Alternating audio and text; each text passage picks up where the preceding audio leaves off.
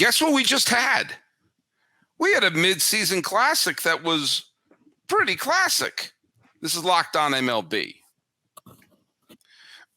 Hello, baseball fans. Welcome to Locked On MLB, part of the Locked On Podcast Network, where it's your team every day. This is the daily podcast. We talk about all of Major League Baseball. I am your host, Paul Francis Sullivan. If you don't believe me, look at me. Look, there's my lower third. Call me Sully, or as I'm called here, Sully Baseball, as opposed to Sully Tennis, where I do Locked On Tennis. You didn't know that. That's my secret. Go subscribe to Locked On Tennis. Hey, I am a baseball podcaster for the last the last decade or so, but the last 5 seasons here at the Locked On Podcast Network. And by the way, as the landscape of sports media is changing, you know you can rely on the Locked On Podcast Network, where we have your team covered: basketball, football, hockey, college football, baseball, all that. If you don't believe me, let's say you're an Arizona Diamondbacks fan and you want to have a daily podcast. That's when you listen to this guy. Yeah. Whose name is Miller Thomas, host of the wonderful Locked On Diamondbacks podcast. Hopefully the listeners really think your legal name is Sully Baseball. I just think that'd be a kind of funny running joke for everyone. But yeah, follow me on Twitter at CreatorThomas24 for the personal account. Look up Locked On Diamondbacks both Twitter, Instagram for the podcast. And please hit subscribe on the Locked On Diamondbacks YouTube channel. Yeah, and follow us at Locked On MLB Pods on Twitter and Instagram. I'm your pal Sully. I'm at Sully Baseball on Twitter, Sully Baseball Podcast on Instagram. Hey, let's talk about it.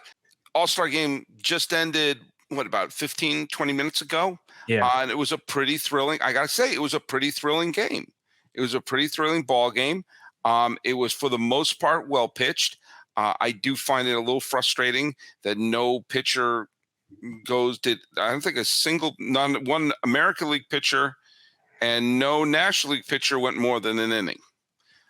It's tough I know managers don't want to see their pitchers going 5-6 innings. No. It'd be nice to see a pitcher, I don't know, go more than one. But I will say, if this went into extra innings, and for a minute there it looked like it was going to, they were going to have a tie-breaking home run derby. Now, do you know who had that idea? Do you know who said that out loud? You? In 2002, when they ran out of pitchers and they declared the All-Star Game a tie, and there was a famous shot of Bud Selig going, well, what am I supposed to do? I remember I was watching the game with Emmy Award-winning comedy writer Dan Cronin, and I said, just have a home run derby decided. And think about it. That year, you would have had Sosa, you would have had Bonds, you had Giambi, who are some of the other big ones? So in 2000, McGuire was already retired at that point, but you had Manny Ramirez, Griffey.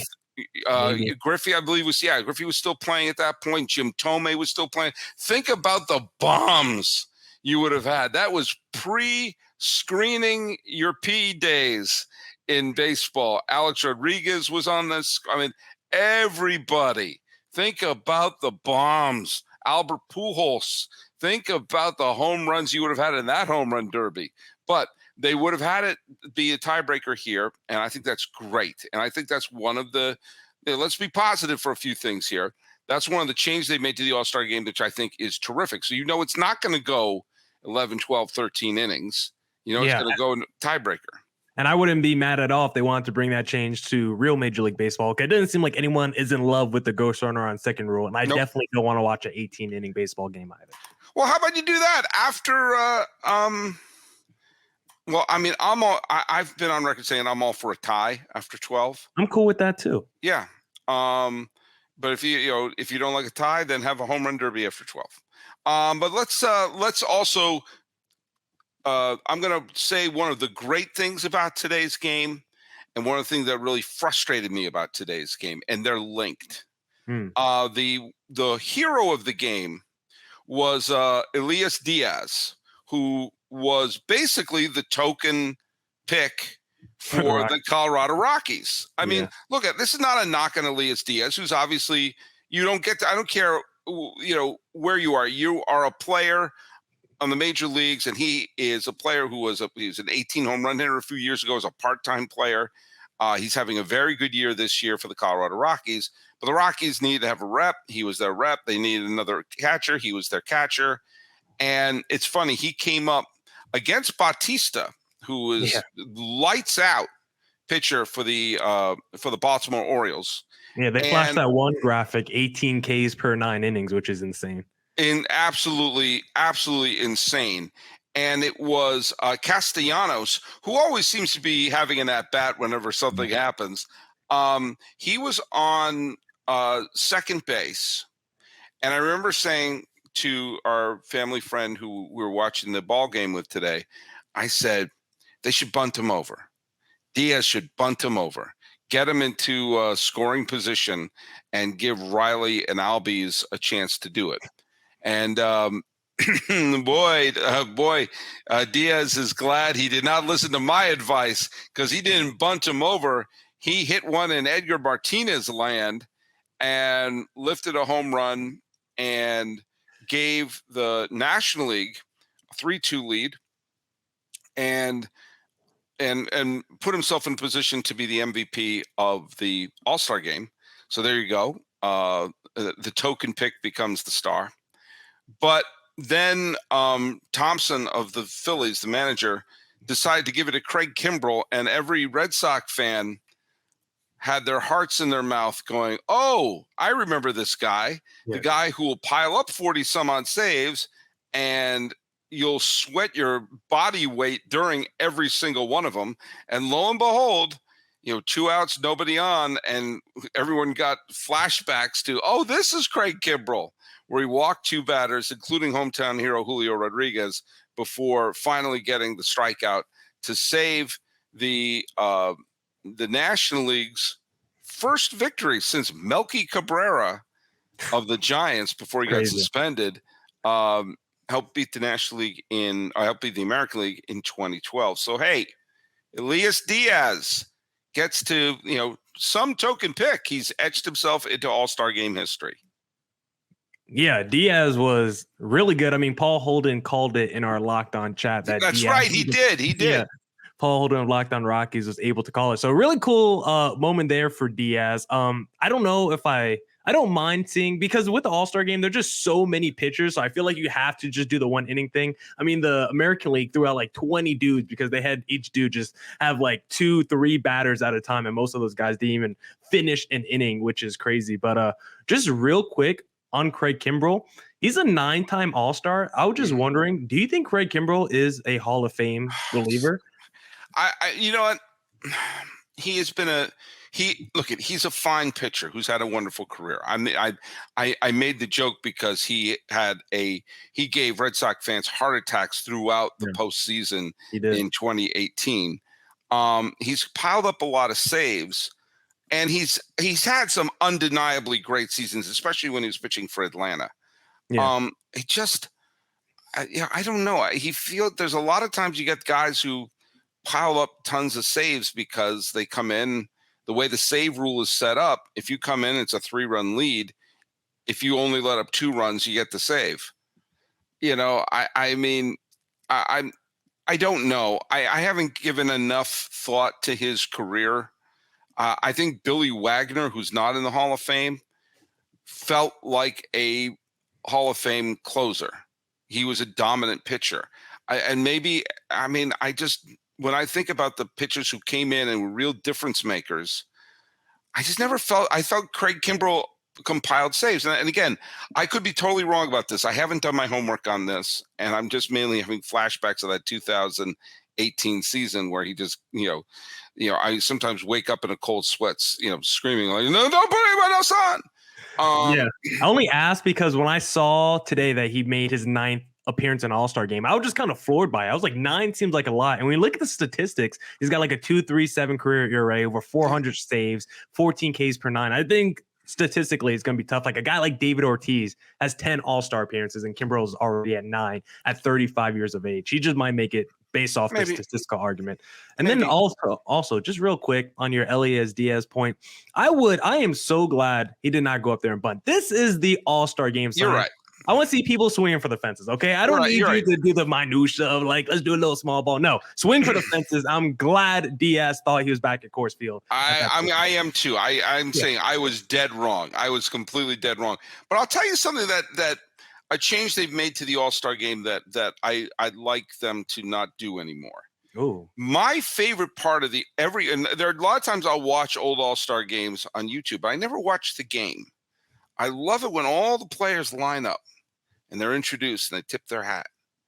And you go down the line, you see all the players, and they're all in their uniforms. And then when you see a player from your team do something worthwhile in the playoffs or in the All-Star game, like when I remember growing up, and I remember seeing, Jim Rice and Fred Lynn hitting a home run in the All-Star game, and later Roger Clemens was the MVP of one All-Star game, and then of course in '99 with Pedro Martinez on the mound, striking out all these juiced up batters left and right. They were doing it in their Red Sox uniforms. And if you saw a player, you saw Reggie Jackson hit the home run off of Doc Ellis, he was in his A's uniform, that they're in their uniforms. And so probably Elias Diaz's home run might be the highlight for the Colorado Rockies and their fans. And he's not even wearing a Rockies uniform at the point. And it also made watching the game difficult. Beyond like lining up and seeing the pageantry of all the different uniforms and them tipping their caps, they're now wearing these, the uniforms didn't look bad. It's just which team are they for? There's not a team you want to see them wearing those. I had no problem with an All-Star game hat. I really didn't. If they wanted their regular uniforms, they have an All-Star game hat, fine. They've done that a few years. I remember doing it in 2014, 2015. I thought it looked kind of cool. Some of those hats are actually kind of badass. But to just have a completely different uniform that is completely a nondescript, and also it wasn't always clear who was up. Yeah, I remember when Jose Ramirez came up at one point and he hit a double. I said, "Who hit that? I don't know. I don't even know what team he's on." And that's part of the game. That's my guy. That's my guy. Look at a guy in a Red Sox or a guy in a White Sox or whatever uniform your team is wearing. If you're a Rockies fan, that's my guy. My guy hit that home run, and it made it sounds like a nitpicky thing, but my friend and friend of the podcast, Gar Renes, aka the Batting Stance guy, check him out on YouTube. He's got a great YouTube channel. He's been on Letterman and all these great shows imitating players. He was posting all these things on his page of the All-Star game team pictures of the past, and they're all in their different uniforms. And you see the Astros uniform next to the Dodgers and all that, and that's part of the fun of it, and it's part of the pageantry of it. And as my friend of the family, Dolph Pfefferbaum, said, who the hell is going to buy an All-Star game jersey? Yeah, I think I'm indifferent in terms of whether a player wears the American jersey or their actual team jersey. My biggest issue is because I'm gonna get on my high horse a little bit here. So because I'm a graphic designer, I'm making jerseys, I'm making uniforms, and guess what? I think for me, it's more about the execution of the jersey. I don't really care if Devers is wearing a Boston Red Sox jersey in the All-Star game or if he's wearing an American League jersey. I just care about how the jersey looks. And the American League and the National League jerseys this year just look bland. They're boring, and I absolutely hate the star being used as like the little A in American or like the little A in National. I think that is just so lazy, and I don't understand why they moved in this direction this year, because if you look at last year's uniforms, they did exactly what you said. They had all the uniforms color-coded the same, but it still said New York across it or said San Diego. They just matched the color theme to whether it was American League or National League. In the past, when they've done they did this past year, but in the past, they've done American and National, and they match it to the city. But in 2019, 2021, they went back to